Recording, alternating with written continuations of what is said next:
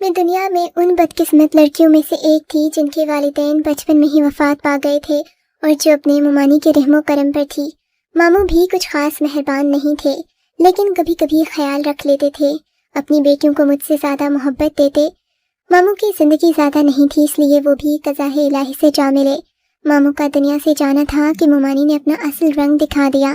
مہربان تو وہ پہلے بھی نہیں تھی، لیکن جو تھوڑا بہت لحاظ ماموں کا کر لیتی تھی وہ لحاظ ختم ہو گیا، تو انہوں نے مجھ پر ظلم کے پہاڑ توڑ دیے۔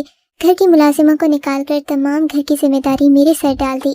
حالانکہ میری عمر اس وقت صرف 18 سال تھی۔ مرتے کیا نہ کرتے، میں بے سہارا لڑکی، جیسا ممانی نے کہا میں نے ویسا ہی کیا۔ ممانی کا 35 سالہ بیٹا مجھ پر فریفتہ ہو گیا۔ ممانی سے یہ بات کہاں برداشت ہوتی کہ جس لڑکی سے وہ بچپن سے نفرت کرتی آ رہی تھی وہی ان کی بہو بن جائے۔ اپنے شاندار بیٹے کے لیے ممانی نہ جانے کتنے سپنے سجائے ہوئے تھی۔ وہ اپنے بیٹے کے لیے کوئی ڈاکٹر بہو لانا چاہتی تھی، کسی اونچے خاندان سے، اور میں تو ایک غریب لڑکی تھی جس کے والدین بھی نہیں تھے اور جس کو جہیز کے نام پر کچھ ملنا بھی نہیں تھا۔ ایک واحد خوبی جو میرے پاس تھی وہ میرا حسن تھا۔ میں انتہائی حسین تھی، اتنی زیادہ حسین کہ جب آئینے میں اپنے آپ کو دیکھتی تو حیران ہو جاتی، کیا واقعی یہ میں ہوں؟ یہ میری صورت، یہ میرا چہرہ، میری آنکھیں ہیں، یہ میرے ہونٹ ہیں۔ میں اپنے چہرے پر ہاتھ رکھ کر اپنے حسن کو دیکھتی رہتی، لیکن میرا حسن کچن اور گھر کی نظر ہو گیا۔ ممانی کا بیٹا مجید میرے حسن کا دیوانہ ہو گیا۔ اس نے ممانی سے کہا کہ شادی کرے گا تو مجھ سے، ورنہ کسی سے نہیں۔ 2 سال ممانی کا بیٹا بضد رہا، پر سارا ملبہ مجھ پر آن گرا کہ میں نے ان کے بیٹے کو پھانسا ہے۔ میں ہر وقت ڈری سہمی رہتی، دعا کرتی کہ جلدی میری شادی ہو جائے تو میں اس عذاب سے نکلوں۔ میں ہرگز ممانی کے بیٹے سے شادی نہیں کرنا چاہتی تھی، کیونکہ ممانی کے بیٹے سے شادی کرنے کا مطلب تھا ایک بار پھر سے اسی جہنم میں زندگی گزارنا، جو میں بالکل بھی نہیں چاہتی تھی۔ میں اس گھر کو ہمیشہ کے لیے چھوڑ کر جانا چاہتی تھی اور واپس نہیں آنا چاہتی تھی۔ اسی دوران میرے لیے ایک رشتہ آ گیا۔ ممانی نے فوراً ہاں کر دی، چٹ منگنی پٹ بیاہ ہو گیا۔ ان لوگوں نے جہیز کے نام پر 1 روپیہ بھی نہیں لیا تھا۔ میرے کپڑے بھی ان لوگوں نے بنوا کر دیے، تو میں بہت خوش ہوئی کہ مجھے اتنا اچھا سسرال ملا جن کی کوئی ڈیمانڈ نہیں ہے۔ لیکن شادی کی پہلے ہی رات میری ساری خوشی ہوا ہو گئی جب مجھے میرے شوہر کے متعلق ایک ایسی حقیقت کا علم ہوا جسے سن کر میرے سر پر آسمان آ گرا۔ میں دلہن کے روپ میں سجی سنوری بیٹھی تھی اور شوہر ولید کا انتظار کر رہی تھی۔ ولید اندر داخل ہوئے، میرا چہرہ جھکا ہوا تھا، وہ میرے قریب آ کر بیٹھ گئے، لیکن مجھے نہ جانے کیوں کسی انہونی کا احساس ہوا۔ انہوں نے مجھے سوال کیا کہ میں دیکھنے میں کیسی ہوں۔ میں نے حیرت سے ان کی طرف دیکھا۔ میں نے کہا آپ خود گھونگھٹ پلٹ کر دیکھ لیں، میں کیسی ہوں؟ ان کا کہا بلند ہوا۔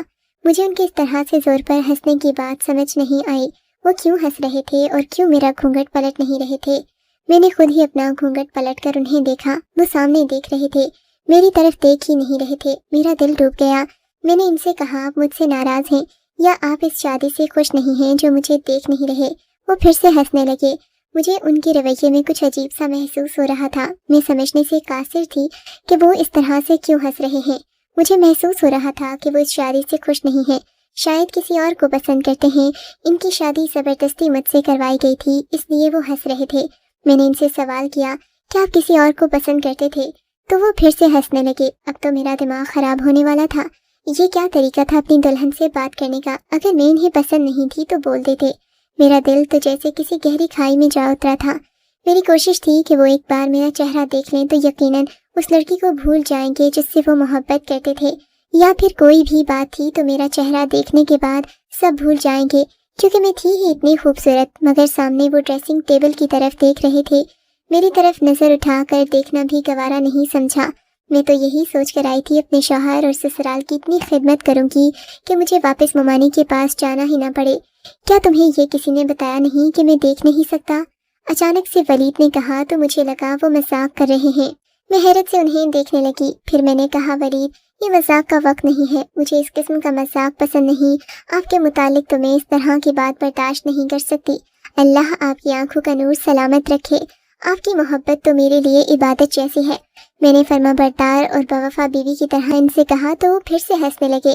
پھر بولے کہ نازنین، یہ دنیا بہت بے وفا ہے۔ اگر انسان کے اندر کوئی خوبی ہو تو دنیا اس سے محبت کرتی ہے، لیکن اگر اسی انسان کے اندر کوئی خوبی نہ ہو، کسی قسم کی کمی ہو، تو یہی دنیا باوفا سے بے وفا ہو جاتی ہے۔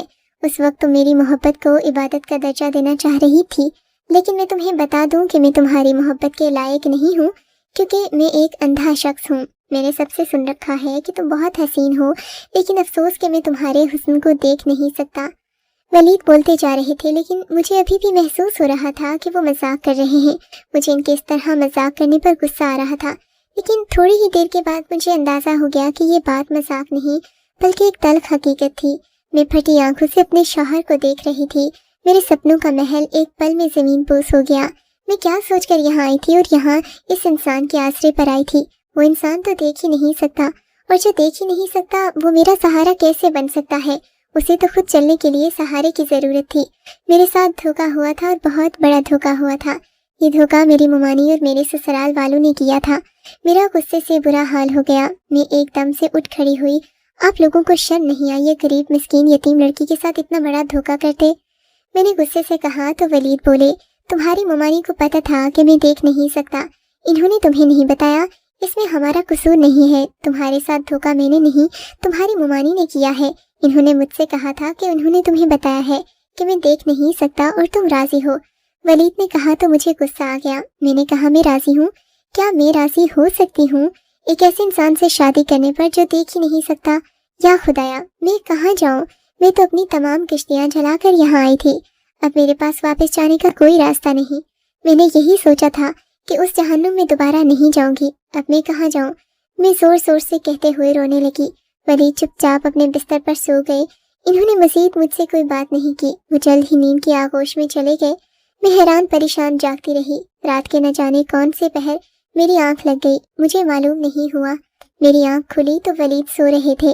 میرے جاگنے کی آواز پر وہ بھی جاگ گئے تھے۔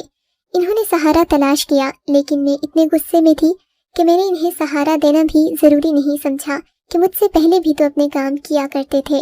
یہ کمرہ ان کا تھا۔ اندازے کے مطابق وہ واش روم چلے گئے، پھر تھوڑی دیر بعد باہر نکلے۔ میں نے ان سے کوئی بات نہیں کی۔ انہوں نے مجھے پکارا، نازنین کیا تم یہاں ہو؟ میں کمرے میں ہی موجود تھی، مگر میں نے ان کی بات کا کوئی جواب نہیں دیا۔ میرا دل اتنا خراب ہو چکا تھا جس کی کوئی حد نہیں تھی۔ میں 20 سال کی ایک خوبصورت لڑکی تھی اور اس پر یہ ظلم ہوا تھا۔ میری حالت کا اندازہ لگانا دوسروں کے لیے مشکل تھا۔ جوتا پاؤں میں کہاں تکلیف دیتا ہے، یہ جوتا پہننے والا ہی جانتا ہے اور کوئی نہیں۔ مجھے بھی تکلیف ہو رہی تھی، میری تکلیف سے صرف میں ہی واقف تھی۔ دن یوں ہی گزرتے رہے، میرا سسرال میں دل نہ لگتا بھی تو کیسے؟ جس کے آسرے پر میں آئی تھی وہ تو کسی کام کا نہیں تھا۔ میری ساس نے مجھ سے کہا کہ تمہاری ممانی کو ہم نے ہر حقیقت سے آگاہ کیا تھا۔ انہوں نے کہا کہ تم راضی ہو، انسانی ہمدردی کی خاطر ولید سے شادی کرنا چاہتی تھی۔ مجھے وارث چاہیے تھا، اب مجھے تم وارث دو گی۔ اپنی ساس سے بات کرنے کے بعد مجھے احساس ہو گیا کہ میرے سسرال والوں کا کوئی قصور نہیں ہے۔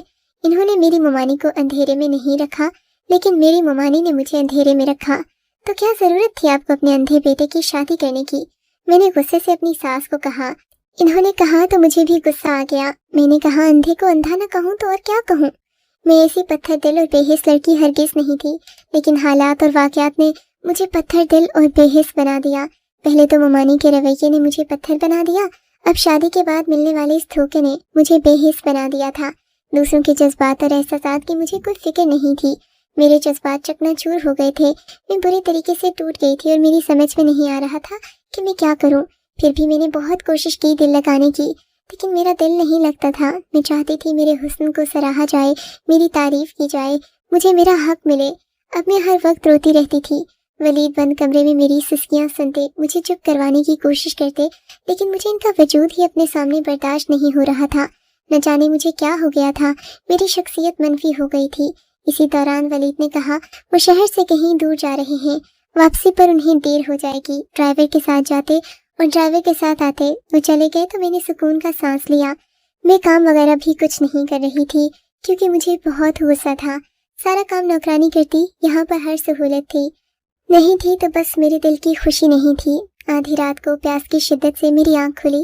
میں اٹھ کر کچن میں آئی، پانی پینے لگی کہ اچانک سے پیچھے سے کسی نے میرے منہ پر ہاتھ رکھ دیا تاکہ میں چیخ نہ سکوں۔ تم بہت خوبصورت ہو، میں نے جب سے تمہارے حسن کو دیکھا ہے تب سے تمہارا دیوانہ ہو گیا ہوں۔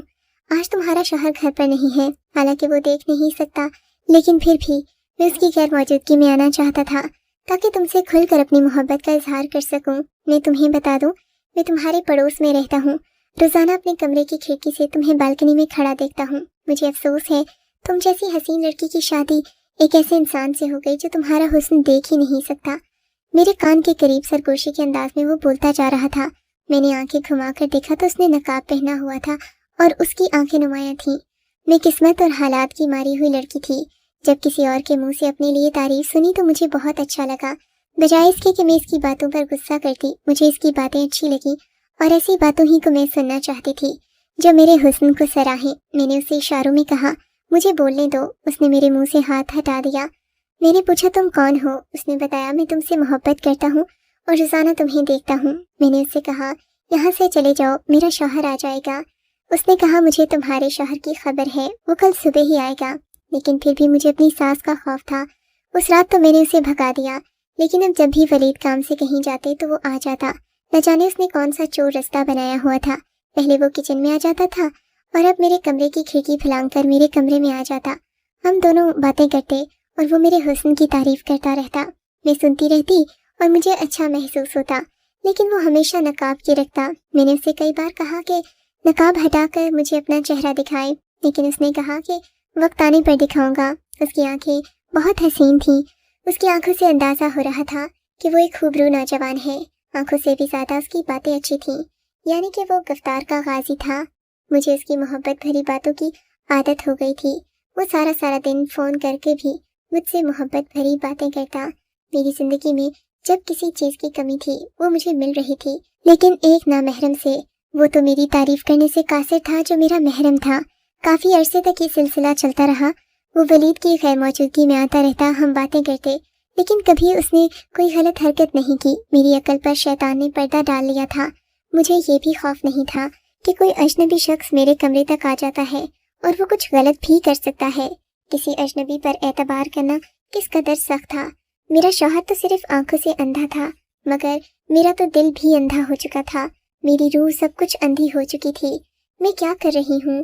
مجھے نظر نہیں آ رہا تھا کہ میں کتنا غلط کر رہی تھی۔ مجھے احساس نہیں تھا، لیکن میں یہ سب کیوں کر رہی تھی؟ میں نے کبھی خود سے سوال نہیں کیا۔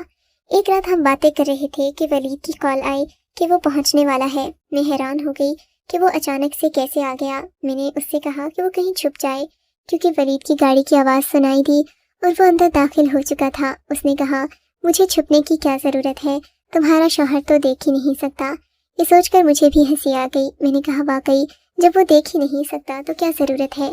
پھر اس نے کہا کہ میں جا رہا ہوں اور وہ چلا گیا۔ تھوڑی دیر بعد ولید اندر آئے۔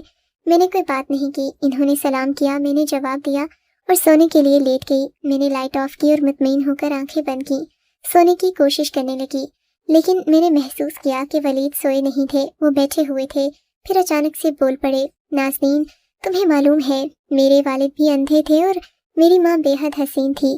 خاندان والوں کے دباؤ میں آ کر میری ماں نے میرے والد سے شادی تو کر لی، لیکن ان کے اندر ایک ویرانی بھی ہمیشہ سے، اور انہیں ایک اندھے انسان کے ساتھ زندگی بسر کرنا بہت مشکل لگ رہا تھا۔ میں پیدا ہوا تو والدہ نے اپنا دل مجھ سے لگا لیا، لیکن پھر ان کا دل مجھ سے اٹھ بھی گیا۔ انہوں نے اپنا دل کہیں اور لگا لیا۔ ابا کی غیر موجودگی میں روزانہ ایک غیر شخص ہمارے گھر آتا اور میری ماں اس سے باتیں کرتی رہتی تھی اور میں سنتا تھا مگر کچھ کہتا نہیں تھا۔ جیسے ہی ولید نے یہ الفاظ ادا کیے میری جان نکل گئی۔ یہ تو میری ہی کہانی تھی جو مجھے سنائی جا رہی تھی، یعنی میری ساس کے ساتھ بھی یہی ظلم ہوا اور میری ساس نے وہی ظلم میرے ساتھ دہرایا۔ نہ جانے کیوں مجھے احساس ہوا کہ میری ساس نے اپنی محرومی کا بدلہ مجھ سے لیا۔ ولید نے پھر بولنا شروع کیا تو میں ہمتاً گوش ہو گئی، لیکن مجھے کسی قسم کا خوف نہیں تھا۔ میرا بچپن ختم ہو گیا، یہاں تک کہ میرا لڑکپن اور پھر جوانی آ گئی۔ وہ شخص نہ جانے کہاں چلا گیا تھا۔ پھر میں اور میری ماں تھے، اور میری ماں نے دوسرا بچہ پیدا کرنے کی زحمت نہیں کی۔ میرے والد اس دنیا سے رخصت ہو گئے۔ ساری زندگی میرے والد کو پتہ نہ چل سکا کہ ان کی غیر موجودگی میں کوئی ان کے گھر آتا ہے اور ان کی بیوی سے باتیں کرتا ہے۔ پھر میری ماں اتنی ڈھیٹ بن گئی کہ انہیں والد کی موجودگی اور غیر موجودگی سے کوئی فرق نہیں پڑتا۔ میرے والد کے سامنے وہ شخص ہمارے گھر آتا، میری ماں اسے دوسرے کمرے میں لے جاتی اور ان کی باتوں کی آواز مجھے آتی۔ اس عرصے میں مجھے معلوم ہو گیا تھا کہ وہ میری ماں کا کوئی کزن تھا جو ان سے بے حد محبت کرتا۔ مجھے اپنے والد کا دکھ ہوتا، میں نے انہیں کچھ نہیں بتایا۔ تم جانتی ہو میں پیدائشی اندھا نہیں تھا، میں بچپن میں دیکھ سکتا تھا، پھر اپنی ماں کی حرکات و سکنات دیکھتا رہتا اپنی آنکھوں سے آہستہ آہستہ۔ میری بینائی جاتی رہی کیونکہ یہ اندھا پن میرے باپ کی طرف سے مجھے وراثت میں ملا تھا۔ میں نے لڑکپن کو پہنچا تو بالکل اندھا ہو چکا تھا۔ مجھے خوشی تھی کہ میں اب دیکھ نہیں سکتا، کہ میری ماں کیا کرتی ہے، پھر مجھے احساس ہوا کہ مجھے یہ سب نہیں کرنا چاہیے، دوسروں کی خاطر اپنی زندگی برباد نہیں کرنی چاہیے۔ اس لیے میں نے اپنا علاج شروع کیا۔ اور نازنین، شادی کی رات جب میں نے تمہیں دیکھا تو تمہارے حسن کو دیکھ کر حیران رہ گیا۔ ولید کہتے کہتے خاموش ہو گئے اور ان کی بات سن کر میرے 14 طبق روشن ہو گئے۔ وہ تو اندھے تھے، پھر انہوں نے میرا حسن کیسے دیکھ لیا۔ میں ایک جھٹکے سے اٹھ بیٹھی اور اندھیرے میں ان کے وجود کو دیکھتی رہی جو سائے کی طرح نظر آ رہا تھا۔ آپ نے کیسے مجھے محسوس کیا؟ آپ تو دیکھ نہیں سکتے۔ مجھے اپنی آواز کسی کھائی سے آتی محسوس ہو رہی تھی۔ میرا دل ٹوٹ گیا۔ وہ یہ کیا کہہ رہے تھے؟ وہ دیکھ سکتے تھے یا پھر وہ کوئی مذاق کر رہے تھے جو میرے ساتھ ہو رہا تھا؟ میں نے لڑکپن کے بعد اپنی آنکھوں کا علاج شروع کیا۔